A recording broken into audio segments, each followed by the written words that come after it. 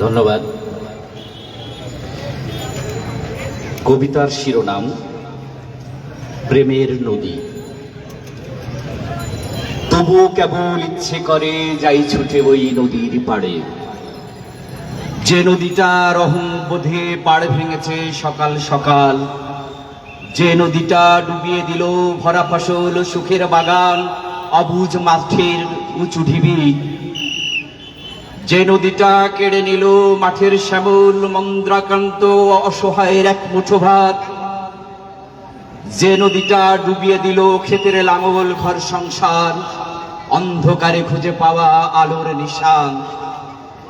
ইচ্ছে করে সেই নদীটাই জাপটে ধরি, আদর করি বুকের মাঝে খুব মমতায়। যে নদীটা আজও ডাকে পরম মায়ায়, যে নদীটা আকাশে দেখায় চন্দ্র সূরজ, হাত নেড়ে কয় কাছে এসো সবই তোমার, সেই নদীটাই সব খিড়েছে ভেতর বাহির। তবু আমি সুখেই আছি কি নেই আমার, নদীর বানে ঘর গিয়েছে গৃহস্থালী, তবুও আমি পরম মায়ায় স্বপ্ন দেখি, ইচ্ছে করে যাই ছুটে ওই নদীর কাছে, ইচ্ছে করে আবর্জনার ঘোলা জলেই সাঁতার কাটি, জনম জনম জনম জনম জনম জনম। ধন্যবাদ। ধন্যবাদ কবি আলিম নজরুল ভাইকে। এ পর্যায়ে আমাদের সামনে কবিতা পাঠ করতে আসবেন কবি অচিন্ত চয়ন।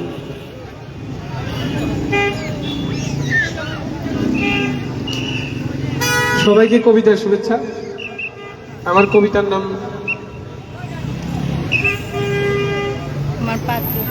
বহুমাত্রিক একা। ভুলে যাচ্ছি আলোর সকাল, দুপুরের সহদার আলো জ্বালিয়ে পাহারা দেয় বিকেল। দিন চলে যাচ্ছে তোমার পেছনে, রঙিন দৃশ্যে লুকিয়ে রাখা রাত হিংস্র হচ্ছে ক্রমেই। দীর্ঘ হচ্ছে তোমার শহরের মিছিল, স্লোগানে মুখরিত হচ্ছে দৃশ্যহীন স্বপ্ন। এসব বহুমাত্রিক একা হওয়া সমুদ্র, জলহীন সমুদ্রে গল্প হয় না। গল্পের বিষয় তোমার সাহসী চোখের কাজলে মেহেদি রঙে। রঙিন হতে হতে অতঃপর মানুষ একা হয়ে যায়, ভীষণ একা, বহুমাত্রিক একা। ধন্যবাদ।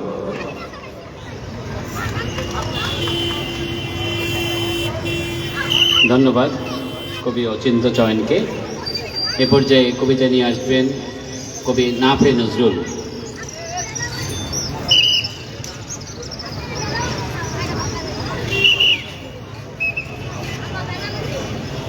ধন্যবাদ। কবিতার শিরোনাম ডিএনসিসি ঐক্য হলিডে মার্কেটের কবিতা। শহরের উঁচু উঁচু দালানের মতো মানুষগুলো বড্ড পাথর হয়ে গেছে। ইট পাথরের নগরের নাগরিকত্ব না পেয়ে বৃষ্টি এসে বাসা বাঁধে। ইট পাথরের নগরের নাগরিকত্ব না পেয়ে বৃষ্টি এসে বাসা বাঁধে গ্রামে। গ্রামের চাষাবাদ ভালো হয়, প্রেম হয়, সংগ্রাম হয়, আন্দোলনের গণজোয়ার হয়। আমিও গ্রামের পোলা, পাথর হব না বলেই মাটির কাছাকাছি থাকি। ধন্যবাদ সবাইকে।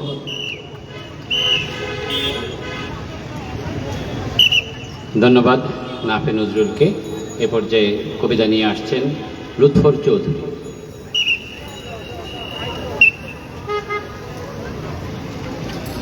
শুভ সন্ধ্যা। আজকে আমি প্রথম এসেছি আমাদের প্রতিভা প্রকাশের কবি, শিশু সাহিত্যিক, ছড়াকার মঈন মুসরালিন ভাই। আমি দেখছি ফেসবুকে দেখছি নিয়মিতই এই অনুষ্ঠানটা পরিচালনা করছেন। সুন্দর একটা মঞ্চ এখানে আছে। এই এলাকায় যে এইরকম একটা নান্দনিক আয়োজন হবে এটা কখনো ভাবিনি। এটা মিরপুরবাসীর জন্য, মোহাম্মদপুর বা আশেপাশে যারা আছেন তাদের জন্য খুবই চমৎকার। আমাদের শাহবাগ বা ওই এলাকা পর্যন্ত যেতে খুব কষ্ট হয় আর কি। আমি মিরপুর 10-এ থাকি। ধন্যবাদ। আমি কবিতাটা পড়ছি। পিতা আমার শেখ মুজিব। গারো পাহাড়ের পদতল থেকে বঙ্গোপসাগরের জলরাশি সবটা জুড়েই তুমি পিতা আমার শেখ মুজিব। গৌরীয় বদ্বীপের প্লাবন ভূমির শত নদীর কলরব আকাশে বাতাসে মিলায় ধরি পিতা আমার শেখ মুজিব। মধুপুরের গহীন বনে দুখোলা বিশ্রাম হাউস থেকে মধুমতি সবটা জুড়ে তুমি পিতা আমার শেখ মুজিব। আকাশের প্রান্ত ছুঁয়ে শস্য শ্যামল আনত ভূমি থেকে আমার হৃদয়ের বিস্তৃত উঠোনে সবটা জুড়ে তুমি পিতা আমার শেখ মুজিব। ধন্যবাদ।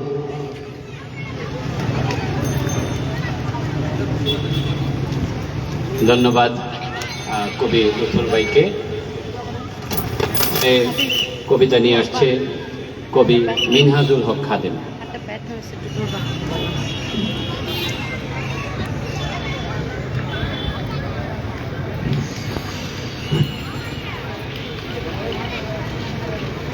কবিতার শিরোনাম বেগেছি দিগন্তের সলাজ। তৃণমূল থেকে বহুমান নগরে বঙ্গুর হৃদয় চির সজাগ। আমাদেরও ছিল হীরক তারা, গোপন পলাপের ভাজে ছিল স্মিত। সবুজ স্থলের বাগরাতে হেঁটে আমরাও শিখেছি নতুন কামড়ি। পাটশাক বলে যায় বীর বীরে, এই তো নতুন অসভ্যতা। তারা স্থিরের দিকে মুখ দিয়ে আমাদেরও আবার সকাল হতো। চত্বরে চত্বরে দেখেছি শালিদানের চিরামোয়া। তির্যক ব্যবধানে আমরা থেকেছি নগ্ন মূর্তির অবদ্ধ ঠোঁটের কোণে। হলুদ বাতির ছায়াতে দীর্ঘ রাত তোমার ছবিটা মনে করে দিগন্তের সলাচ ভেঙে একা একাই হেঁটে যায় আবারও বহুমান নগরে। ধন্যবাদ।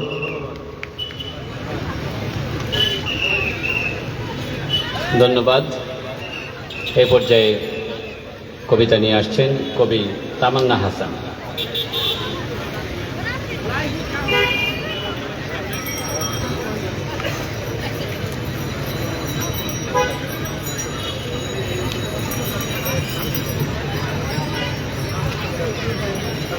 হ্যালো,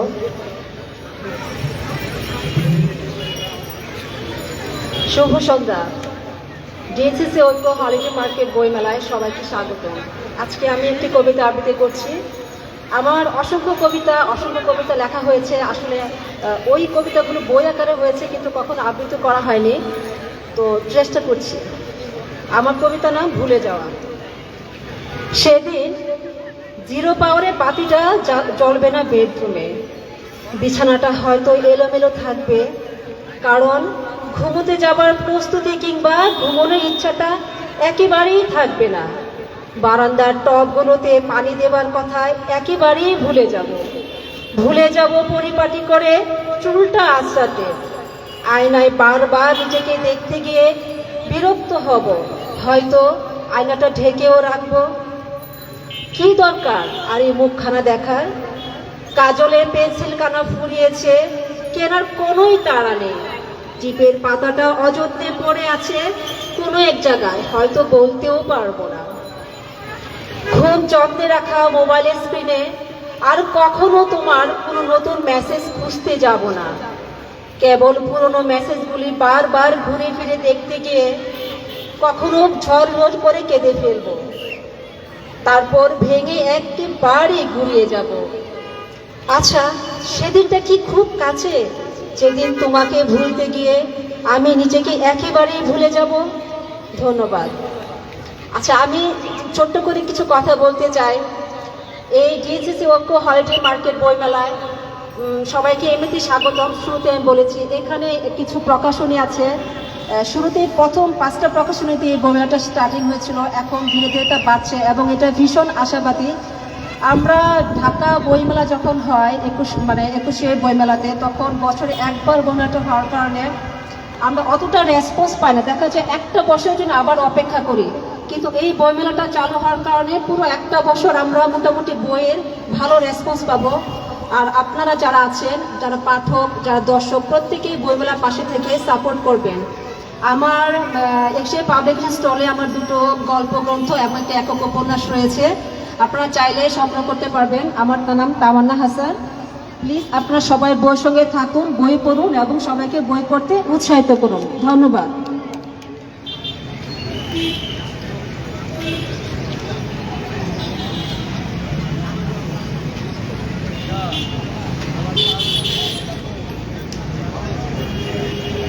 ধন্যবাদ কবি তামান্না হাসানকে। আপনারা জানেন ডিএনসিসি ঐক্য হলিডে মার্কেট 15তম আসর চলছে। রকমারি বিভিন্ন প্রতিষ্ঠানের পাশাপাশি এখন যোগ হয়েছে 20টি প্রকাশনা প্রতিষ্ঠান। আমি এই মুহূর্তে আপনাদেরকে একটু প্রতিষ্ঠান নামগুলো জানিয়ে দিচ্ছি। এশিয়া পাবলিকেশনস, কালো, গ্রন্থরাজ্য, জয়তী, টাঙ্গন, দেশ পাবলিকেশনস, দ্বৈতা প্রকাশ, প্রতিভা প্রকাশ, প্রিয়মুখ, বাঙালি, বাবুই, বাংলার প্রকাশন, ভাষাচিত্র, মূর্ধন্য, শব্দশৈলী, শিখা প্রকাশনী, সপ্তডিঙা, সব্যসাচী, সাহিত্য দেশ, সরেও। 20টি প্রতিষ্ঠানের 2000-এর অধিক বই নিয়ে আমরা এই মেলায় এসেছি।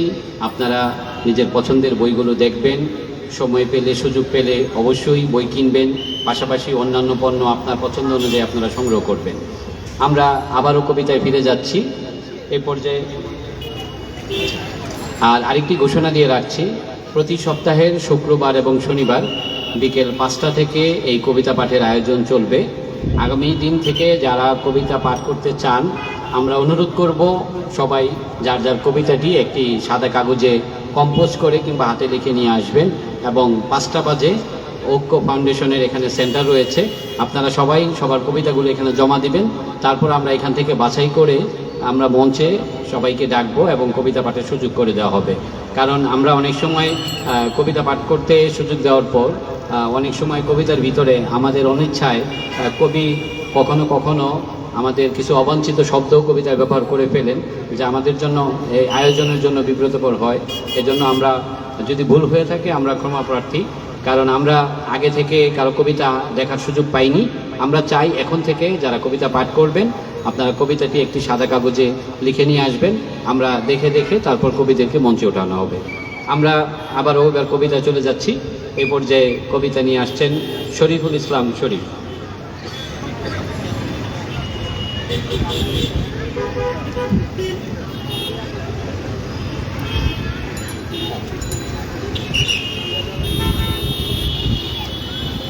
আসসালামু আলাইকুম। আবৃত্তি করছি আমার প্রথম কাব্যগ্রন্থ থেকে একটি প্রাগৈতিহাসিক কবিতা।